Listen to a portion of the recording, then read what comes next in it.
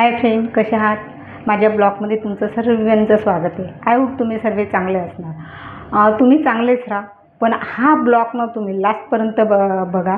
आमच्याबरोबर काय घडलं रात्री हे मी तुम्हाला सांगण्यासाठी हा स्पेशल मला वेळ नाही आहे, तरी मी हा ब्लॉग बनवला आहे. झालं काय ना, आम्हाला जायचं म्हणजे आज लग्नाला जायचं होतं. तर हे लग्नाला जाण्यासाठी ना आम्ही 2 दिवसापासून तयारी करत होतो.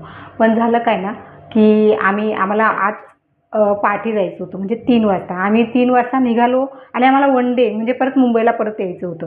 तर वन डे आमची टूर होती. मग आम्हाला म्हणजे काही जवळपास जायचं नव्हतं. आम्हाला 300-350 किलोमीटर जायचं होतं. आमच्या कारनेच जातो आम्ही गावी. तर आणि जरा जवळचंच लग्न होतं, मामाच्या घरातलंच लग्न होतं. त्यांनी खूप आग्रहाचं आमंत्रण दिलं होतं.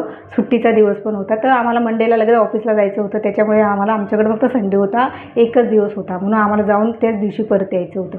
मग आम्ही सकाळी 3 वाजता उठून आणि 3-3:30-4ला आम्ही इथून मुंबईवरून निघालो. तेव्हा आम्ही नाशिकच्या पुढं 120-130 किलोमीटर आहे मालेगाव म्हणून, आम्हाला तिकडं लग्नाला जायचं होतं. आणि मग आम्ही जर पहाटे 3ला निघालो असतो ना, तर आम्ही तिथं 2 वाजेपर्यंत ॲटलिस्ट पोचायला पाहिजे आणि पोचलो असतो.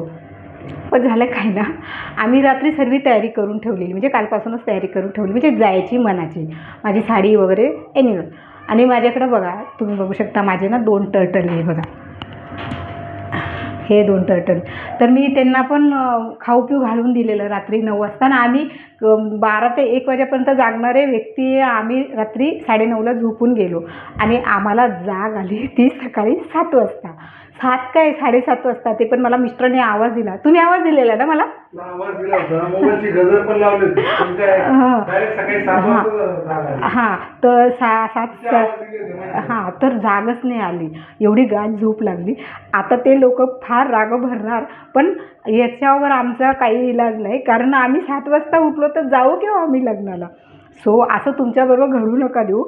तर तुम्ही म्हणजे एक गजर 2 काय असेल 2-2 मोबाईलची रिंग लावून द्या तुम्ही सकाळी उठण्यासाठी, जर तुम्हाला कुठं जायचं असेल. जे आमच्याबरोबर झालं हे तुमच्याबरोबर होऊ नये. तर आता त्या लोकांना खूप राग येईल, पण हे व्हिडिओ त्यांच्यापर्यंत पोहोचला तर बरं होऊन जाईल, की त्यांचा राग तरी कमी होईल. पण माहिती नाही कसं ना, आपल्या लोकांचा गोड राग असतो, पण हक्काचा असतो. पण त्याचं मला पण खूप खराब वाटतं आहे. आता मला सुचत नाही का हसू का काय करू, आणि माझी हिंमत पण होत नाही त्यांना एक्सक्यूज सांगणं, कारण मला एक्सक्यूज सांगायला आवडत नाही. सो माहीत नाही, पण तुमच्याबरोबर असं काही होऊ नका देऊ तुम्ही. ह्या गोष्टीची तुम्ही खबरदारी घ्या. So bye.